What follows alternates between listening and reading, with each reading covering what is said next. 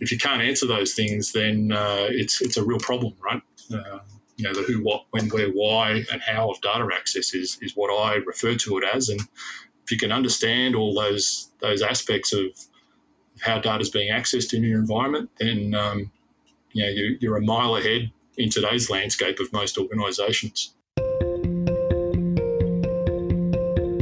You're listening to KBcast, the cybersecurity podcast for all executives.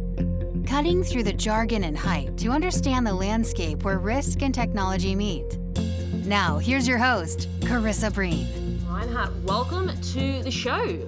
Firstly, I want to ask, how are you? Because, we spoke originally, so I'm keen to hear a little bit more about your journey, but how have things sort of been the last few months since we did speak? I think the pandemic's obviously affected everybody, right, including myself. But the last few months have actually been, a bit of a change because we've slowly been able to get back to doing some in-live events, which, I've hosted a couple of in the January, February period, which has been a real breath of fresh air, to be honest, instead of having to do everything virtual. And, it's certainly changing, hopefully back to, somewhat what it was before the pandemic and the whole way of working changing to being virtual, which I think everybody's probably had enough of, to be honest. Yeah, you're so true. I went to an in-person event last night and I thought I hadn't been to one in probably almost 3 years of that size. So it was interesting because it's almost weird to see that many people in the flesh, how we used to do things. So I totally agree with you. I think the whole virtual thing is a bit fatiguing after a while. And I'm keen to sort of hopefully things start to change. So now I'm interested to know a little bit more about you and where you started in your career. So if you don't mind, can you sort of talk our listeners through where you started to? Yeah.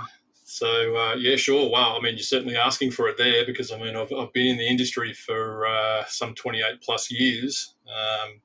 I'll try and, the best I can, condense that journey so that it makes some sense to everybody. But I always like to start off with really where I started, right, was with my schooling and education, right. So when I was a teenager, I had a big interest in computers and electronics, and really a thirst to understand how things worked under the bonnet. I was fortunate enough to have gone to a public school, a public high school that had computer science as one of its year 11 and 12 subjects, which back then, in Victoria and in Australia was a bit of a rarity. Computer science was just being recognised as a subject that you could actually do and a career that you could possibly pursue, in all sorts of different ways.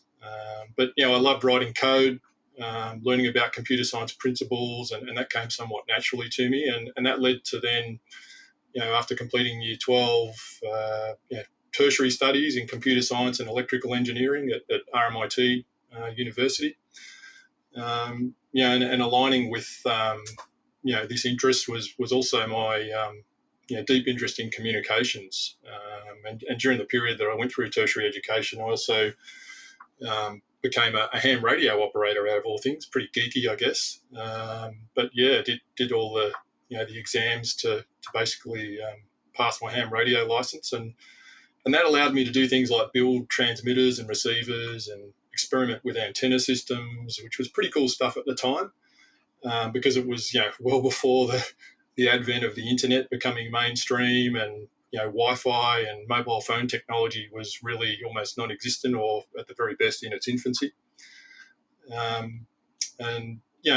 guess that led to starting after graduating from RMIT in around 94. I guess that sort of may show or tell how old I am and how long I've been in the industry. But after graduating, I started working pretty much immediately for an Australian-based financial services software developer.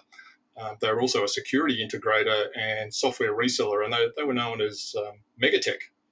So there's a name for you, which some people in the industry may, that listen to your podcast have some alliance with, because they were in the industry for quite a while, known quite well throughout Australia. but yeah, I started my career as a software support or in a software support role, which quickly led, to stepping stones to solution design, solution architecture, security consulting, and pre-sales roles. So, I was part of a technology team at Megatech that evaluated multiple security and connectivity-based technologies, which they then brought to market, and many of them were, technologies and vendors that, were not yet in Australia, right? So, we brought them into the country. So, to give you some examples, technologies and vendors like RSA, and their two-factor, secure ID authentication solution, which again, I'm sure that, most people are very familiar with. But, we brought that into Australia, into the country, and at the time, Megatech was the sole distributor for that technology, amongst many other technologies that I evaluated and they brought into the country, including,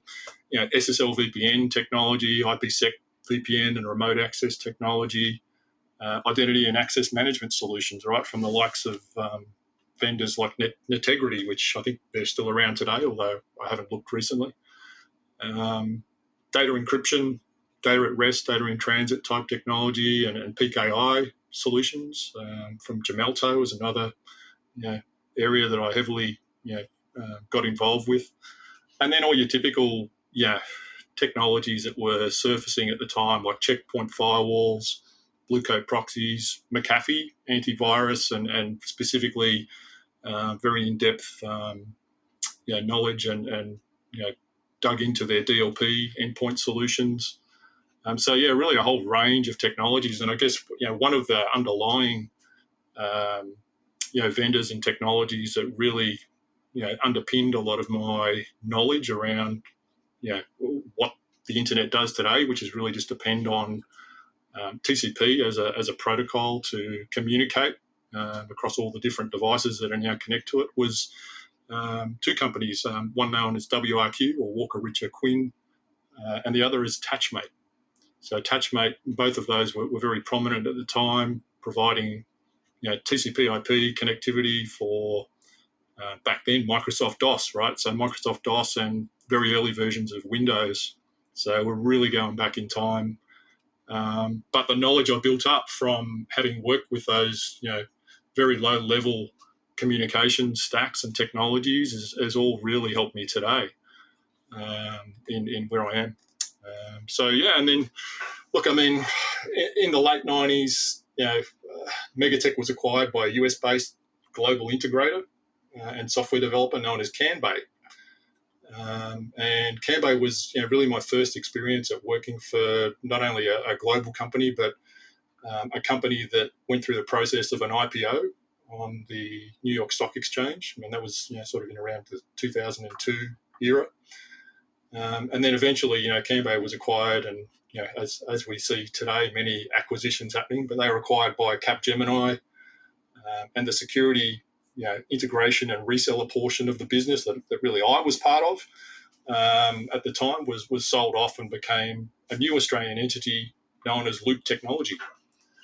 And Loop, so a lot of tenure at what was, I guess, first Megatech, then Canbay, and then Loop, 17 or so years to when you add it all up, it was kind of the same company, but 3 different transitions and acquisitions and so on. But it gave me a great deal of experience and exposure to the cybersecurity market, and especially having undertaken security design, consulting, architecture type projects for many Australia and New Zealand-based companies that spanned all different types of verticals, from retail to government to telecommunications, healthcare, and banking.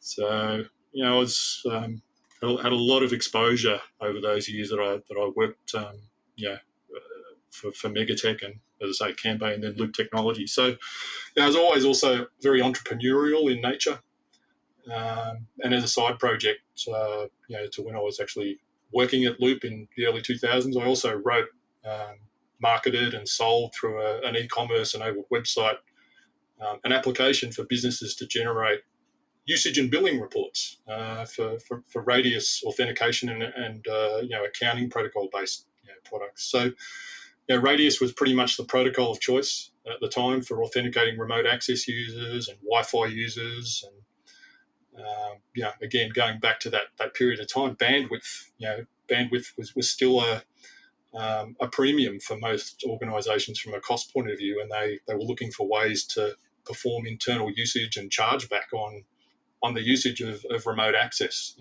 and most of the time at a departmental level. So, I named the software RadRep, so the acronym standing for Radius Reporting. Had great success selling it online with both through e-commerce and through resellers globally, and customers, to give you an example, range from your local caravan park, who wanted a way to charge back their tenants for Wi-Fi internet usage, to small ISPs, and then large customers like NASA and the US Department of Defense, who used it for reporting on 40,000 plus employees and their remote access traits and usage. So and then so a period in my life that I spent a lot of time sort of developing software, and in 2005 I pretty much sold a portion of the rights to that software to a company called Secure Computing, who bundled that particular RadRep software with their remote access solution and two-factor authentication solution. Some people may remember Secure Computing. They were eventually acquired by McAfee, right, in that big technology acquisition game that we still see today. And then, look, in 2007, I left Loop Technology, started my own security consulting and reseller business called Coherence Technology. I had 6 staff, again, providing that security design, consulting and implementation services to typically large government transformation projects and some of the big 4 banks here in Australia. And in 2015, when most of the big programs of work and contracts that we were involved in finished up, I decided to wind down Coherence Technology and go back to working for someone else per se.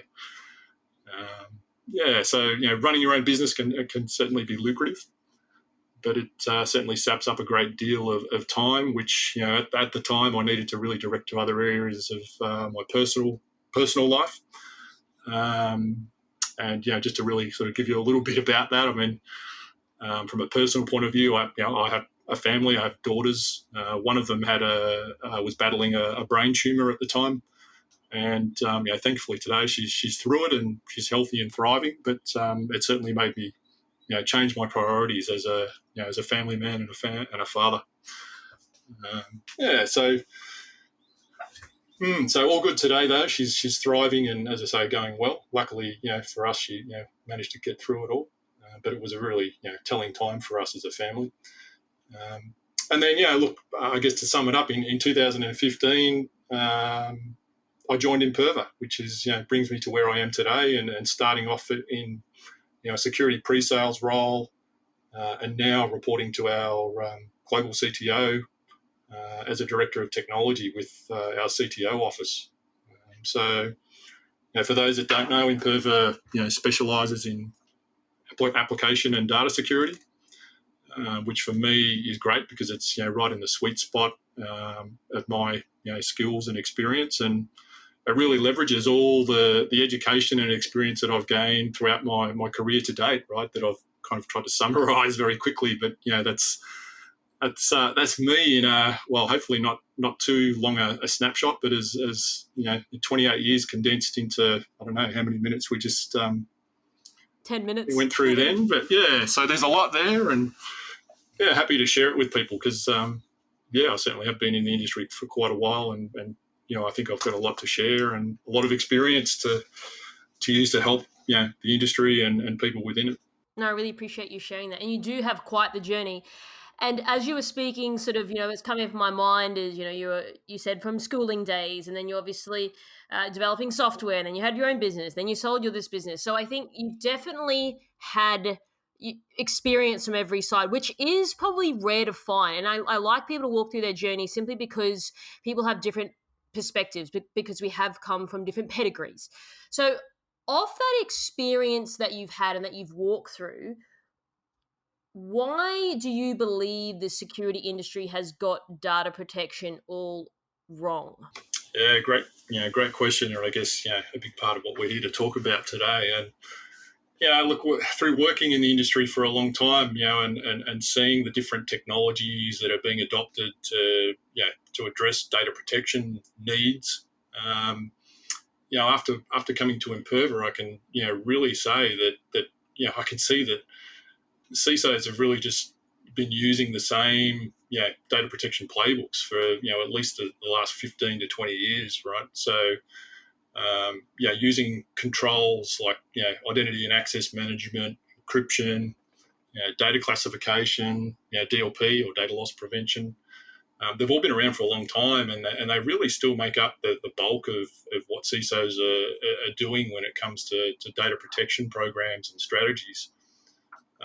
Really, but however, when you look at it, these controls and playbooks and strategies really are failing us, right? Because if you look at the number of breaches that are happening and continuing to be publicised in the media, right, it's just astounding. When you look at some of the statistics that are published, the number of data breaches is increasing 30% year on year. And the number of records compromised in each breach each year is increasing, by an average of 200+%, right? So there's some pretty amazing figures there that are not great for the industry when it comes to the effectiveness of what's being done today to protect data. And data breaches are well publicised. I mean, I don't need to probably rattle off all the ones that have happened this year or the year before. I mean, the media does a good enough job of that. But, we're talking often in the scale of millions to hundreds of millions of records of data lost in many of these breaches. And that can obviously lead to all sorts of issues for the end users whose data is lost, like being subject to financial fraud or identity theft. But for organisations, it can also mean being subjected to large industry fines and loss of reputation and custom. Right, their customers are going to really think twice about whether they want to stay engaged with that business if they've lost their data and they're being subjected to some sort of fraud or identity theft. Right, so you don't typically have that much data. Millions and hundreds of millions records exfiltrated from organisations through things like endpoints and unstructured data sources, right? Data exfiltration and data loss at that scale typically comes from exfiltration of data from data stores, right? So from relational databases, from big data stores, etc. And how is it typically being exfiltrated from these big data repositories and relational databases? Well, a great deal of the time it's through application and API compromise.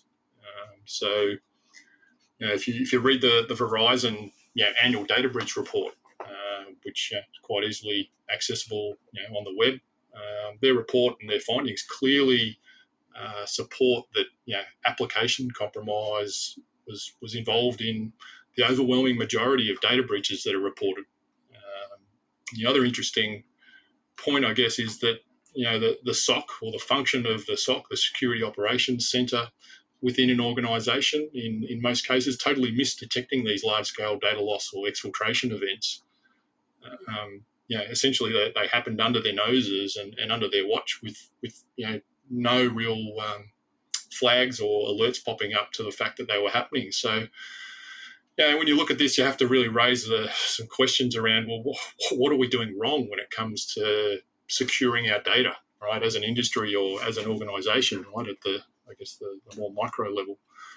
And I think, if we take a step back and look at the way we collect data and store data and process data, it's drastically changed, right, over the last 10 to 15 or so years.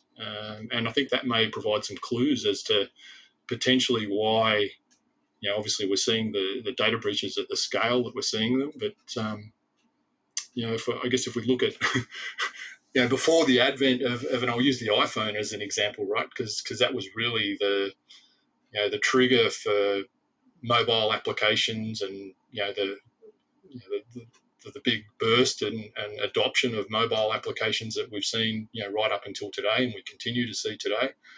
But that all led to the fact that we're no longer collecting data in paper-based formats, right? So it's not going into forms that our customers write their details on and or spreadsheets, and then we have a data entry operator or someone entering that data through a central data entry application. The old school days was a green screen app, right? That is still around today to some extent, but very, very limited, right? But they were used extensively for gathering paper-based data entry and punching that into some sort of application that had a data store behind it, right?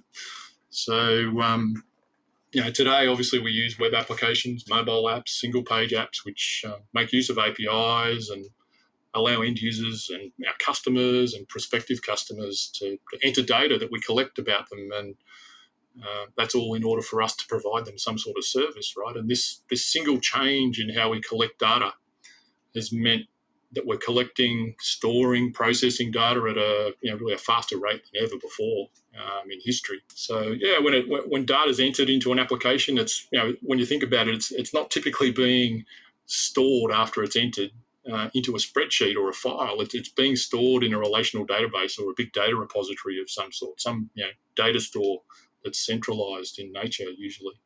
So you can view applications and APIs as really now being the largest gateways to data in our environments, just because of this explosion in application development and mobile apps. So when there is, or when they are compromised in some way, and we read about application compromises, we read about zero-day threats that are wreaking havoc through our environments and the internet, but when they are compromised in some way, it can really spell disaster for data loss and from a data exfiltration perspective. So really, I think, I think there should be more focus on securing, exactly that, right? How we collect data, how we store data, and how that data is subsequently being accessed by users and applications from the large data stores that are initially used to store that data, and that's something that I think is a big lacking in today's strategies around data protection. You said something before that CISOs are using the same playbook for the last 15 to 20 years. Now, in any sector, doing the same thing for 15 to 20 years is probably not ideal, but especially in this space where things change minute by minute. So I just have to ask, why are people doing that? It's a really good question, and without probably shooting the industry in the foot too much, I mean, personally, I think it's really because the industry is just sticking to what they know, right, and what was once effective, rather than what's really needed and what's needed now in order to better tackle the issue of data security, data protection. And by that I mean, identity and access management, encryption, data classification, DLP. I mean, they're all still undoubtedly have a place as part of an overall cybersecurity strategy and data protection strategy. But many of these controls haven't really kept up with the shift needed to better protect data in today's modern enterprise. So really, if I maybe have a look at one of them, and DLP, right, is it's an example that's usually a control that's the cornerstone of most data protection strategies. But its focus is typically, what I would refer to as inward facing, right, in that it focuses on the endpoint and predominantly only on controlling how our staff, our organisation or our company staff interact with data from their endpoint device, right? And given how much data is now collected and stored, data, sure, it gets down to the endpoint device, but it's usually, it usually gets there by users first interacting with an application that pulls it out of a central database. And that part, I think, has been totally missed. And for whatever reason, the industry, as I say, just, I guess, wants to stick to what they're doing and what they know best how to do. So they stick to the traditional controls that have been around for years and years. So I think if you're closely monitoring your data in a data store, then, or if you're not doing that, then you're never going to see how the data got down to the end user's desktop or endpoint in the first place, which I think is a big part of data protection strategy that most organisations have missing. So monitoring data access at its source is really so important, but it's just not something that many organisations have adopted unless they're typically in heavily regulated industries like banking and finance, and some of the other industries that are very heavily regulated. They're forced to do it, right? And they're in the best position, to be honest, from a data protection playbook perspective, to really get on top of how their data is being used, who's using it, how they're using it, answering all those questions that typically you need to be able to answer, particularly if, should I say if, or maybe when the company or the organisation goes through some sort of data breach incident. If you can't answer those things, then it's a real problem, right? The who, what, when, where, why, and how of data access is what I refer to it as. And if you can understand all those aspects of how data is being accessed in your environment, then you're a mile ahead in today's landscape of most organisations.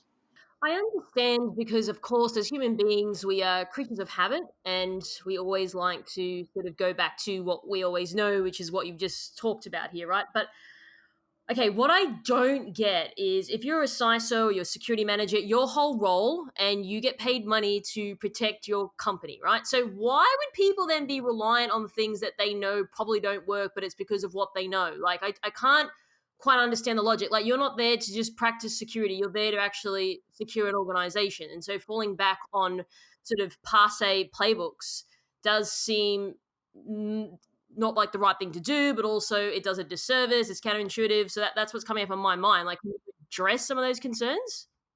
Yeah, for sure. I mean, I think, again, I think it's the industry and specifically the global system integrators. I'll maybe pick on them, as a starting point. But I think they're somewhat responsible for setting, and persisting with data protection strategies and controls that are, that are being used and shown to have become largely ineffective. And this is because they're educating and they're consulting to these organisations and providing guidance to CISOs. But many of those controls that make up the base of their consulting practices, and that's why I think they're sticking with them, right? Because they built practices up over a considerable amount of time. And it's simply what they know and how they make their money, so they've stuck with it without being too brutal on them. I mean, they're obviously doing they're doing a good job, and don't get me wrong, a lot of those other controls are still very valid. But there needs to be a mind shift, and something needs to be done, to really curb the data loss events and exfiltration events and data breaches that we're seeing, in today's landscape. So if I pick on one of the things that most of the global system integrators have organisations do as a priority, it's data discovery and data classification exercises. And don't get me wrong, it's a valid part of a data security, data strategy program, but these exercises typically focus on or have a heavy focus on unstructured data and can take an exceptionally long time to execute and undertake as a project in any environment.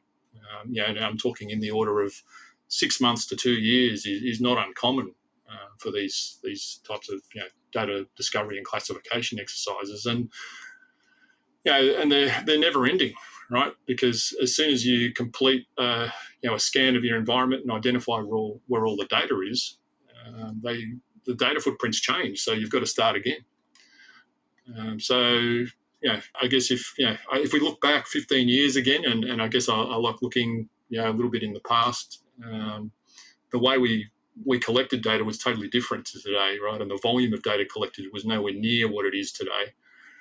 And years ago, organisations may have had gigabytes or terabytes of data, under their organisation's remit or control. But today we're talking about petabytes and even larger volumes of data that organisations hold on their staff, on their customers, and so on. And so, discovering and classifying where sensitive and critical business data is in our environment, it's important to understand, no doubt about it.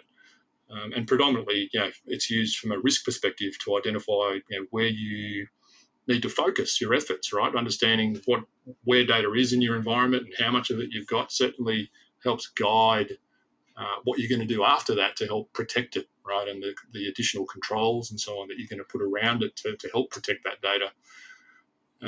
But the problem, as I say, is data classification is that it's a never-ending exercise, and once you finish one pass of the environment, the data footprint's already changed, and you've got to essentially start again.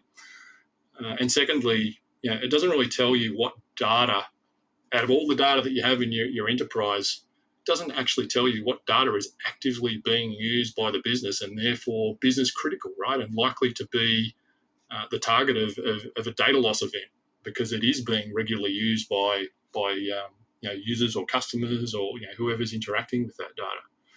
So data discovery and classification will provide you with huge amounts of data telling you all this information about the data types that you have in the environment, where specific data is. But my question is, then what, right? Because the value of the exercise to the business is typically quite minimal for all the effort and cost that goes into it. And unless you have a very well-rounded data protection strategy, it's difficult to get value out of those sort of exercises. And by that I mean, data classification on its own is just that. It's an island, right? It needs to be definitely integrated with, well integrated with other technology in the environment and other technology stacks from a data protection perspective and from a privacy perspective to give you, really the business benefit that it should give you. And most organisations are just not that mature.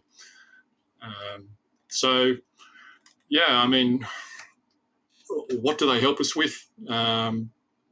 Well, from a discovery and classification perspective, data privacy, right? So data privacy, and I'll maybe talk a little bit about that. And data privacy and data security are often, get used interchangeably, which is something that for whatever reason people do, and I think people need to really understand that they are two very different things. And shouldn't really be used interchangeably, because when you look at data security, it's all about making sure data is securely captured, communicated, stored, and we've got the right processes around accessing it in place to make sure it's accessed securely. But data privacy is really all about making sure that again, we collect and handle the data in line with privacy laws and privacy acts, right? And to achieve data privacy, you could probably say that the data security principles are almost a must to have in place, right? So you need all those things that help you secure the data in place to really achieve on top of that your data privacy outcomes. So data privacy is definitely requires good data security practices as a foundation. It's particularly for meeting privacy laws, and the Australian Privacy Act is something that that helps I guess organisations accelerate their data privacy, but also data protection and data security strategies. So again, it's regulation that's typically driving these organisations to do something about data security and data privacy, rather than just doing it on their own accord. So I believe from a security outcome perspective, monitoring access to all your data gives you a much better and faster indication of what data is actually important and relevant in most cases to operating the business from a criticality perspective. It also shows you and allows you to gain complete visibility on, again, who's accessing the data in the environment, how they're using it. And this is invaluable as really it gives you the ability to ensure that the data you hold in the organisation is actually being used and accessed by end users in line with business expectations. And often we see, through my experience, we see data that's misused by those who actually have legitimate access to it, right? So again, traditional controls like identity and access management, which provide a user access to data, aren't going to tell you whether the data that they're accessing through the use of their privileges is actually in line with their business practices and the role that they're providing within the business. So it's often the anomalous and I guess what I'll call misappropriate access to data by end users that leads to data loss and data breaches, right? So if you can do something about it and spot the bad behaviours beforehand, then you're likely to shut down any data loss event or data breach event that may occur from that down the track. Okay, so great points. I want to go back a step just to press on the SIs or system integrators, not in a bad way, but just to explore that a little bit more. So if you're a client and you've engaged a system integrator for whatever reason, you still need to do your due diligence. So do you think that clients are aware that perhaps system integrators are relying off that old school playbook and they are maybe naive to it, or they know that they're doing it, but it doesn't matter because they got a big firm in there, so they can just blame them if something were to go wrong? Like, what's the dynamic there? Because you still got a level of due diligence as a CISO or security manager in a company with whatever organization externally that you engage, right?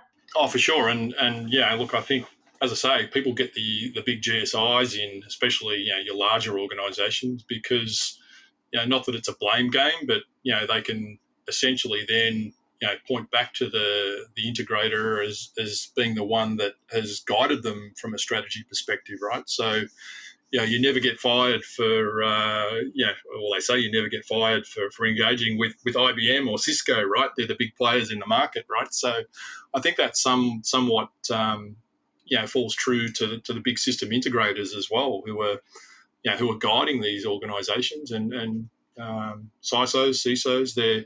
They're counting on the guidance that they get from these integrators as being, I guess, the best advice that they're going to get for shaping their data protection strategies and executing on them. So I'd like to switch gears now and steer the conversation to how we as an industry can better adopt data protection practices. Now, you sort of touched on it a little bit.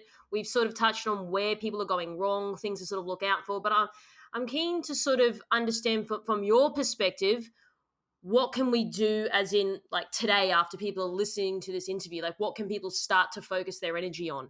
Yeah, look, I mean, I guess, I can't emphasize enough the importance of monitoring your big data repositories, the data stores that data is initially going into from all these applications that you're developing and have running in the environment, right? To collect data from your customers, from your staff, from all the different facets of how your business operates. So, I think that can be something that you can implement quickly and get a quick win out of.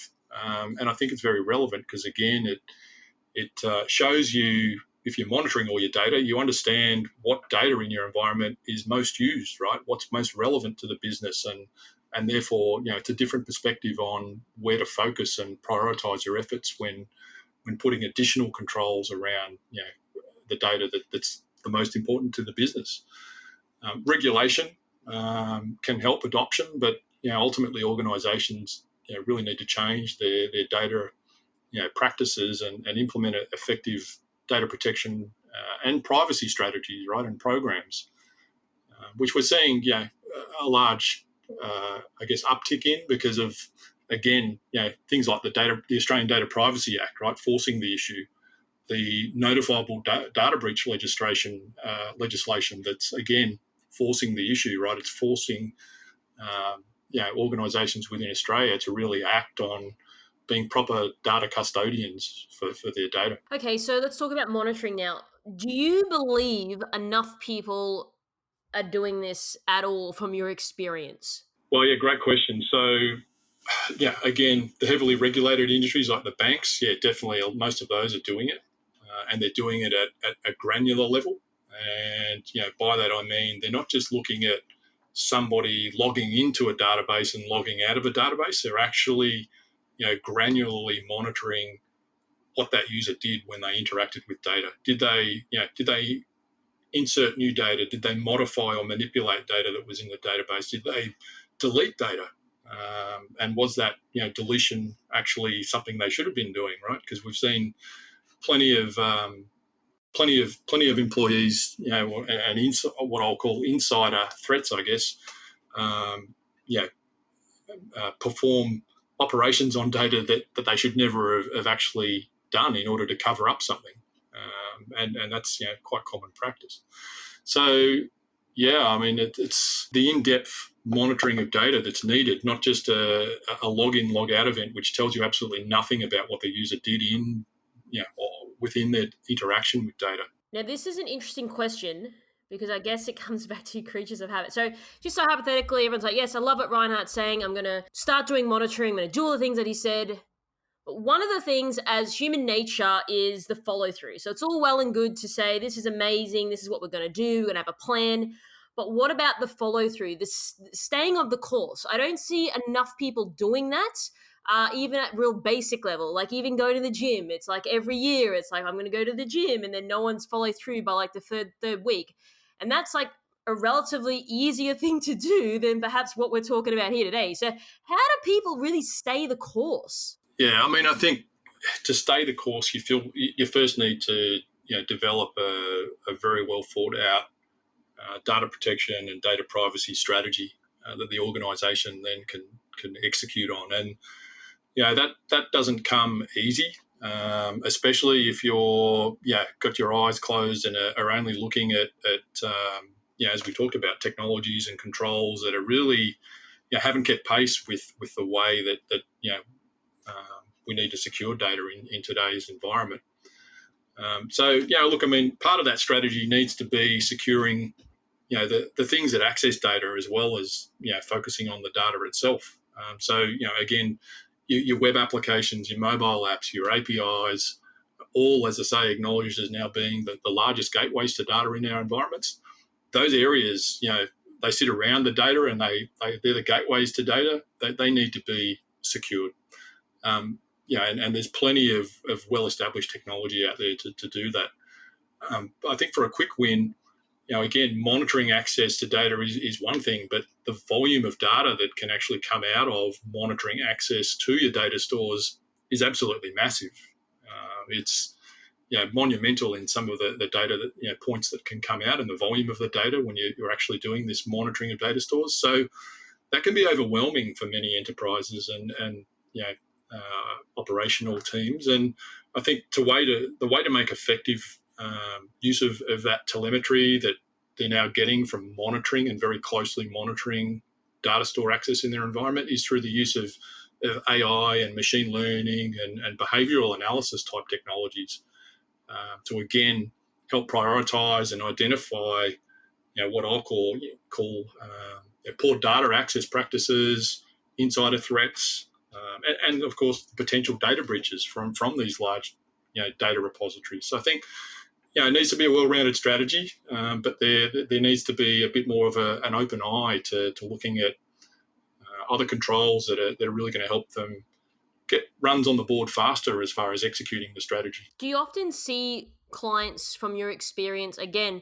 with the right intention to, we're going to do these things, we're going to implement these things, they have like I said, the right intention, but perhaps their execution is just not quite there. And I don't like to use the word fail, but perhaps they try to do it, but they can't get it off the ground, and then they sort of just go back into their old ways. Have you seen a lot of that happen before? Yeah, I mean, it's getting better, but you're right. I mean, that happens, and it happens because there's typically not a lot of what I would call data security professionals in the market, right? When you compare the market and the resources at our disposal or at an organisation's disposal, there's plenty of network security people, there's plenty of endpoint security people, but when it comes to database security and data protection, the number of people in the market is relatively small. So with the movement of people and the difficulties we have around retaining people in an organisation today, because, let's face it, the market's, quite hot at the moment. People are moving around to different opportunities. That can lead to the stalling of programs, the loss of, expertise and knowledge in how to execute them. And if things aren't well documented, then, a lot of that gets lost, and it's very difficult to transition to somebody new that comes into the organisation. And that's if we can actually find somebody new to backfill the person that we've just lost with the right skill sets. So, I think, the resource shortage is definitely one of the biggest things that I think underpins the lack of ability to stay the course and execute on a strategy, longer term. Yeah, you're so right. No, absolutely agree with you on all those points, because I guess, again, going back to staying the course is something that you need to have that follow through in order to get these outcomes. In order to be a great CISO, you need to do the follow through. What sort of advice would you have perhaps for the CISOs or security managers that are listening to this show that are like, I don't have the staff? He's right. I don't have the best sort of thought out plan or the best sort of strategy that I'm using with my system integrator. What can you provide to people that perhaps just even gets them moving, even if it's just 1 degree to get on the right path? Yeah, look, I think one of the biggest things that they can do to help, help do this, and I guess shield them a little bit from the resource shortage, is automation. So they can certainly pick platforms and tools that integrate well with each other, which is not always easy to do when it comes to data protection and privacy. So, choosing a platform that really, has the ability to do all these more modern aspects of data protection. So being able to perform data classification on the same platform that you're also able to monitor all your data stores from, and, combining that with a lot of automation and machine learning and AI can really help, reduce that dependency on specialised resources being needed to execute on all that. So that can certainly help get some quick wins on the board, and certainly make that that step both immediately and longer term, right, to help you execute that strategy. So obviously I'm conscious of time and your time, because I know that you're very, very busy. In light of everything that we've sort of spoken about today, some of the problems, what people can do when they've got limited resources, can you perhaps talk around some of the tangible benefits? Because maybe that even if these people don't have the right people or the right strategy or the right plan in place, maybe they can see the light at the end of the tunnel around the benefits that come with the adoption to a more modern approach to data protection. Can you explain what they are? Well, yeah, when you're talking about tangible benefits that come out of adopting more modern approaches to data protection, data privacy, well, the ability to get better visibility to start with on what's happening around data access in the environment, and translating that into actionable insights and incidents, I guess you could say, that an operations team can act on to help clean up the environment, right? So when you look at today's organisations, most of them, as I say, they simply don't understand what I again will refer to as the who, what, when, where, why, and how of data access, right? If you can answer the questions of who accessed a particular piece of data, what did they do with that data, when did they do it, where did they do it from, right? So what application did they use to access that data from? Why did they do it, right, is a big question, and how does that fit in line with the business expectations around how data is being accessed? I think if you can answer even some of those today, you're miles ahead of most organisations.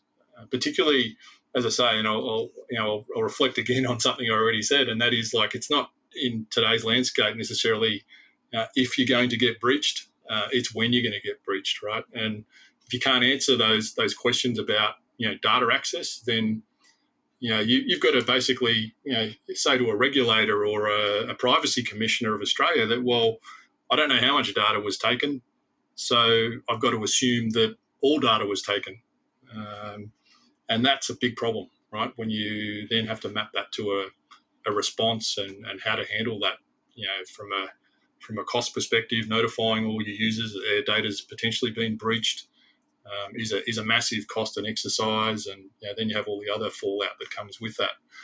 So, some of the other benefits are that if you put in a proper data security strategy and execute on it, there's actually tangible cost savings related to staff time being used better.